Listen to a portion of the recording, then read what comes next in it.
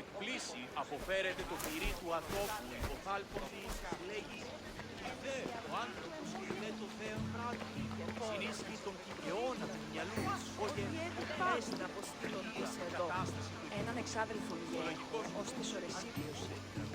Λέγει ούτως ότι στην ιστορία περνά την περιοχή φυλμένη και η θαυμάζουσα ήλθου στην πολιτεία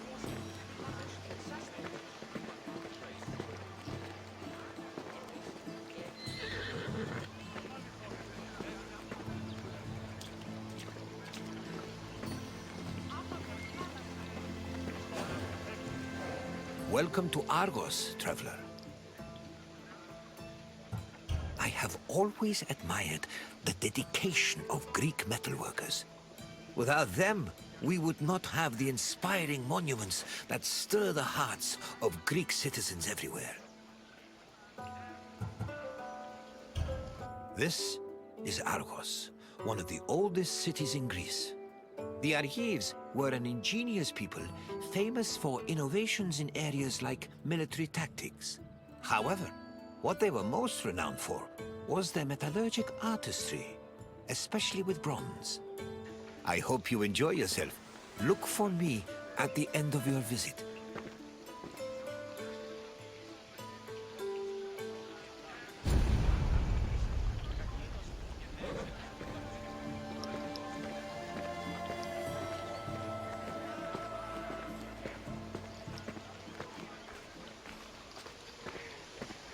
Τι συνέβη μόλις?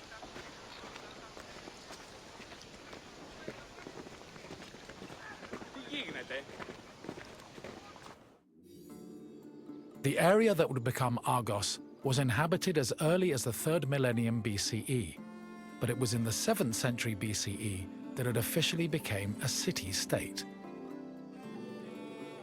One of Argos's major pillars was its metallurgical industry.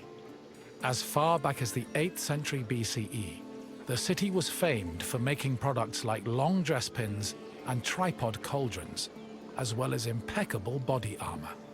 In addition to their technical excellence, the Argives were also creative, as seen in their masterful bronze sculpting, which became prominent in the city during the 6th and 5th century BCE.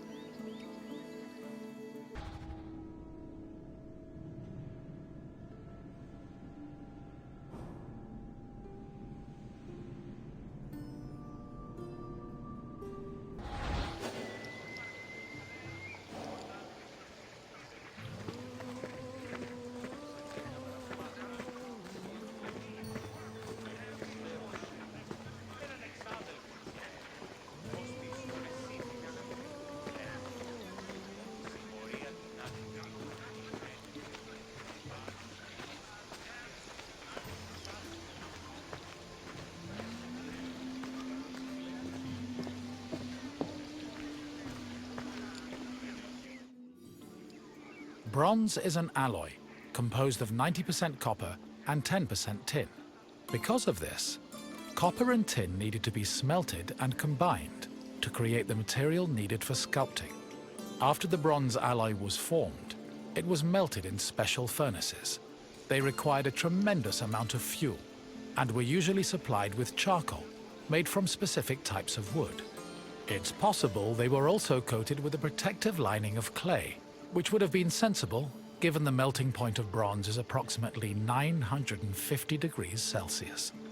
Once the bronze was melted and collected, the furnaces were dismantled and dumped.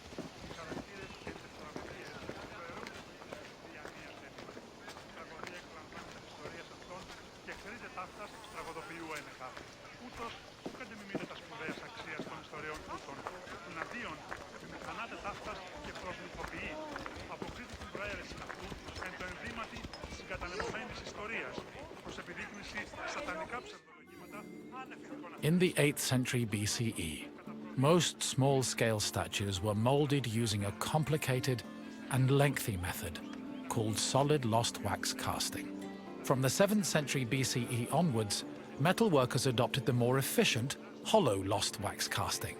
At its core, this process involved using sculpting models from wax, making molds over these models, then filling the molds with bronze to produce the desired shapes.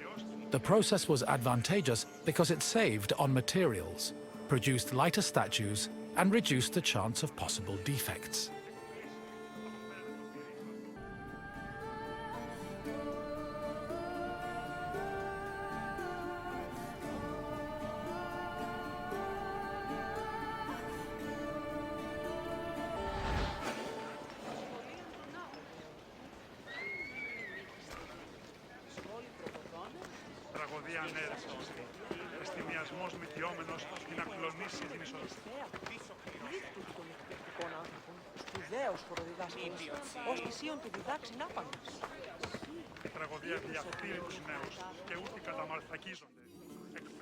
Once all the pieces of the sculpture were molded, they were welded together and subjected to the cold working process. This process involved repairing the sculpture's flaws by filling any holes and cracks with specifically measured bronze patches. Afterwards, the sculpture was scraped, chiseled, and polished until it was deemed satisfactory. Decorative details like hair, eyebrows, and mustaches were added with the use of a sharp tool. Eyes, which could be inset with ivory, glass, or silver, were attached to their sockets using a resinous kind of glue. Teeth and fingernails were inlaid with silver, and lips and nipples with copper. These small touches added color and contributed to the sculpture's lifelike appearance.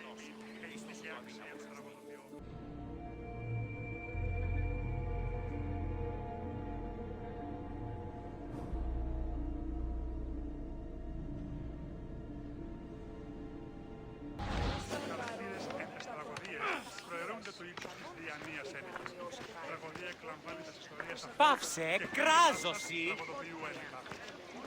Ο σύζυγος ημών τέθνηκε. Μη χρεοληπτήσουν μία τριακάδα αγελάδων, ας την αγαπητή παρέμβου του εμού αδελφού.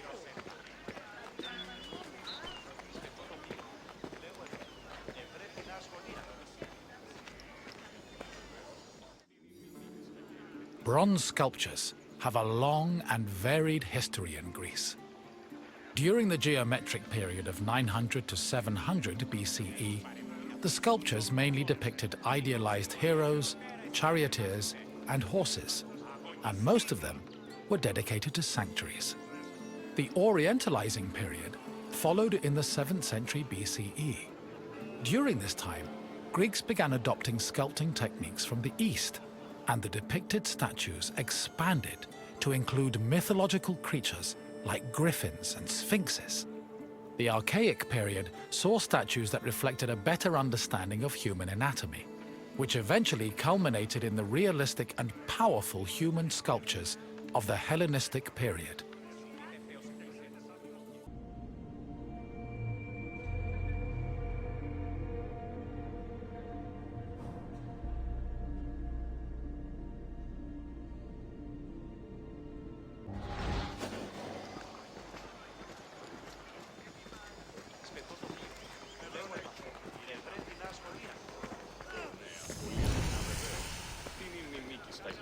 Τι σχόλη προποδών έχεις? Ίστα έχω ευποδία και ημί καλή φώτιση. Ο πατήρ μου έλεγε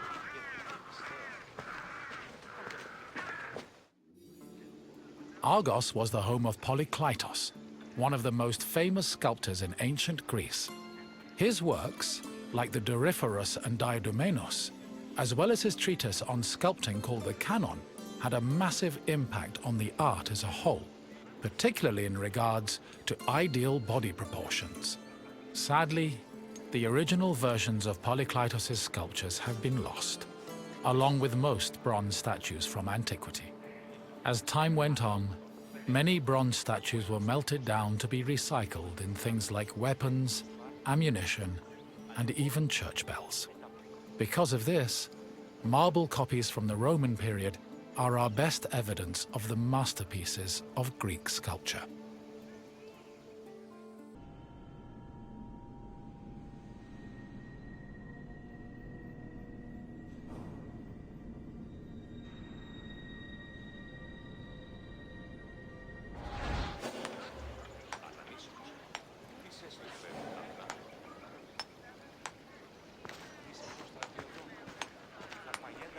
I see you have completed your tour. I trust you have a new appreciation for Greek sculptures after learning of the heart and soul that was poured into each step of their creation. Now, what else would you like to do?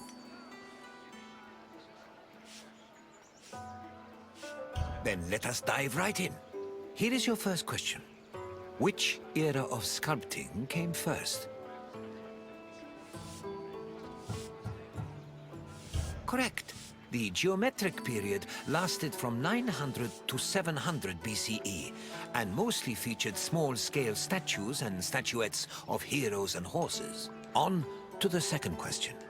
Bronze was an alloy composed of which two metals? Yes. To get the bronze required for sculpting, metal workers first needed to smelt copper and tin. One last question for you. Which renowned sculptor was a native of Argos? Yes, Polykleitos was based in Argos and had an enormous impact on the art of sculpting. You've done well, traveler. Your knowledge of metalwork is astounding.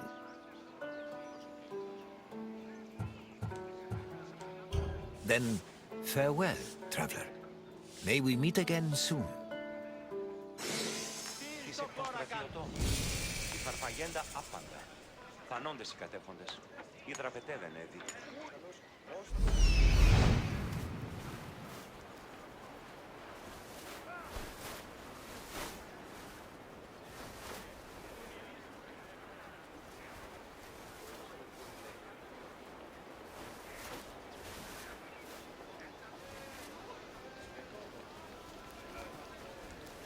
Κινηθείτε ευθέως εκεί σε. Ουκ ημωγέ. Ουδής ημών το σου το ισχνός. Ουδής το σου το αδύναμος ισχύ. Προαιρούσε του ύψους της διανοίας έλεγε. Τραγωδία εκλαμβάνει τα ιστορίας αυτών και χρήτε ταύτας τραγωδία.